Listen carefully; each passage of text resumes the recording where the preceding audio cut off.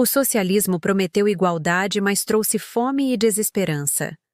Meu nome é Venezuela. Se você está ouvindo estas palavras, é porque ainda respiro.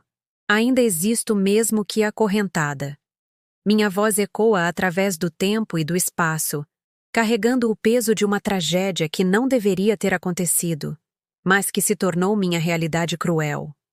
Nasci sob o sol ardente do Caribe, abençoada pelos deuses com terras férteis que se estendem desde as montanhas andinas até as vastas planícies dos llanos. Meu coração batia forte com o sangue de povos indígenas, espanhóis, africanos, uma mistura rica que criou uma identidade única no mundo.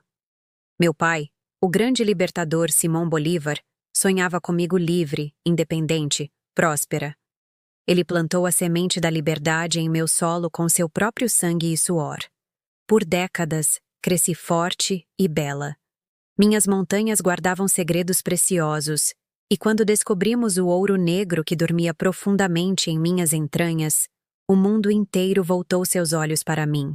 O petróleo jorrava como lágrimas de alegria, prometendo um futuro dourado. Tornei-me rica, muito rica.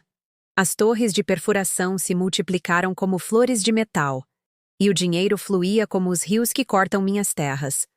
Com a riqueza, vieram os sonhadores de todo o mundo. Italianos, portugueses, árabes, alemães, todos buscando uma nova vida em meus braços acolhedores. Eu os recebia com carinho, e juntos construímos cidades modernas, indústrias prósperas, uma cultura vibrante que misturava tradições ancestrais com inovações do futuro. Caracas brilhava como uma joia na coroa da América do Sul, e eu me sentia orgulhosa de ser o lar de tantos sonhos realizados. Mas a prosperidade tem um preço oculto que eu não sabia cobrar. Com a abundância, chegaram também os parasitas, aqueles que veem a riqueza alheia e sentem que merecem uma fatia sem trabalhar por ela. Começaram a sussurrar palavras doces aos ouvidos de meu povo, prometendo um paraíso onde tudo seria gratuito, onde ninguém precisaria se esforçar porque o governo providenciaria tudo. Educação gratuita, saúde gratuita, moradia gratuita, comida gratuita. Tudo soava tão bonito, tão justo, tão tentador. O veneno entrou em minhas veias lentamente. Os políticos populistas descobriram que podiam comprar votos com promessas impossíveis, financiadas com minha própria riqueza petrolífera. Eles nacionalizaram meus recursos, dizendo que era pelo bem do povo, mas na verdade era para ter controle total sobre minha fonte de vida. Em 1975, meu petróleo deixou de pertencer ao mundo livre e passou a ser propriedade de burocratas que nunca haviam sujado as mãos com trabalho honesto. As contas começaram a chegar. Para pagar todas aquelas promessas grandiosas, meus governantes começaram a imprimir dinheiro sem lastro, como se papel colorido pudesse criar riqueza do nada. A inflação começou a roer a economia como um câncer silencioso. Os produtos que antes abundavam em meus mercados começaram a escassear. As filas se formaram nas portas dos supermercados, e meu povo começou a sentir o gosto amargo da escassez em meio à abundância de recursos naturais. Muitos de meus filhos, vendo as nuvens escuras se acumulando no horizonte, fizeram suas malas e partiram para outros países, levando consigo seus talentos, sua educação, seus sonhos. Era um sangramento lento, mas constante de tudo o que eu tinha de melhor. Médicos, engenheiros, professores, artistas, todos fugindo de um futuro incerto em busca de oportunidades que eu não conseguia mais oferecer. Então chegou ele. Hugo Chávez apareceu como um messias militar, prometendo salvar-me dos males que me afligiam, mas carregava em sua bagagem ideológica o vírus mais destrutivo que a humanidade já conheceu, o socialismo do século XXI.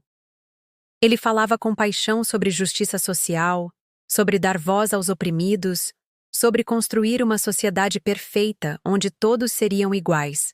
Suas palavras eram como mel envenenado, doces no início, mortais no final. Em 1998, em um momento de desespero e esperança mal direcionada, meu povo escolheu Chávez. Eu tremi quando ele subiu ao poder, porque senti em seus olhos a frieza de quem estava disposto a sacrificar tudo em nome de uma ideologia. Ele não me via como uma nação com história, cultura e povo real. Para ele, eu era apenas um laboratório para seus experimentos sociais radicais. Chávez desmantelou sistematicamente tudo o que funcionava em mim.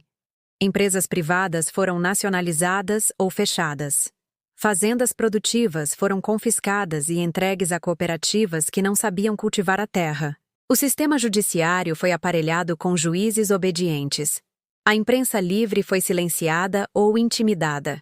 Meus militares, que juraram defender a Constituição, tornaram-se soldados de uma revolução que transformou a caserna em covil de contrabandistas e narcotraficantes.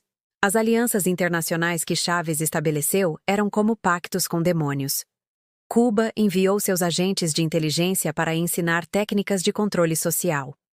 A Rússia vendeu armas que serviram mais para reprimir meu próprio povo do que para defender fronteiras. A China ofereceu empréstimos com juros impagáveis em troca de meu petróleo futuro. O Irã trouxe sua sombra teocrática e suas redes de financiamento irregular. Eu me tornei refém de alianças perigosas com regimes autoritários que viam em mim apenas uma peça em seu jogo geopolítico. Quando Chávez morreu, pensei que talvez houvesse esperança de mudança, mas Nicolás Maduro provou ser ainda pior.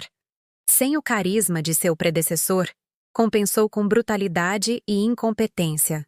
Sob seu governo, minha economia entrou em colapso total. A hiperinflação alcançou níveis estratosféricos, tornando minha moeda menos valiosa que papel higiênico. Hospitais ficaram sem medicamentos básicos, e crianças voltaram a morrer de doenças que já haviam sido erradicadas. A criminalidade explodiu, transformando minhas cidades em cenários de guerra urbana. Mais de 7 milhões de meus filhos fugiram para outros países, carregando apenas a esperança de dias melhores. Eles se espalharam pelo continente, trabalhando em qualquer serviço para enviar dinheiro para as famílias que ficaram. Médicos venezuelanos servem mesas em restaurantes colombianos. Engenheiros venezuelanos vendem doces nas ruas de Lima. Professores venezuelanos limpam casas em Miami. É o maior êxodo da história moderna da América Latina. E cada imigrante que parte leva um pedaço de minha alma. Os que ficaram tentaram resistir. Saíram às ruas em protestos massivos, enfrentando balas de borracha, gás lacrimogênio e a violência desmedida de forças governamentais que perderam qualquer noção de que deveriam proteger o povo, não reprimi-lo. Centenas de jovens morreram lutando por liberdade, seus corpos tombando no asfalto como sementes de uma primavera que ainda não chegou. As eleições se tornaram farsa. Quando o meu povo votou massivamente pela mudança, o regime simplesmente ignorou os resultados, prendeu líderes opositores, criou instituições paralelas para legitimar sua permanência no poder. A democracia morreu lentamente, asfixiada por leis autoritárias e tribunais corruptos. Hoje, sou uma prisioneira em minha própria terra. Meus recursos naturais continuam sendo saqueados por uma elite militar e política que se enriquece enquanto meu povo passa fome. Minhas refinarias estão paradas, minhas fazendas abandonadas, minhas fábricas fechadas. O país que um dia teve a quarta economia da América Latina agora depende de ajuda humanitária internacional para alimentar seus próprios cidadãos. Mas escutem bem, meu espírito não está quebrado. Mesmo acorrentada, ainda sonho com liberdade. Ainda acredito que um dia meus filhos voltarão para casa, que minhas cidades voltarão a prosperar, que minha democracia ressurgirá das cinzas do autoritarismo. A Venezuela livre ainda vive em cada exilado que mantém viva nossa cultura, em cada jovem que se recusa a aceitar a tirania, em cada voz que grita por liberdade, mesmo sob ameaça. Meu nome é Venezuela, e este é meu testemunho. Que minha história sirva de advertência para outras nações. A liberdade é frágil. A democracia pode morrer. E o socialismo autoritário é um caminho sem volta para o abismo. Não permitam que ideologias destrutivas destruam seus sonhos como destruíram os meus. Lutem pela liberdade enquanto ainda há tempo, porque quando as correntes se fecham, quebrá-las exige sacrifícios que nenhum povo deveria ter que fazer.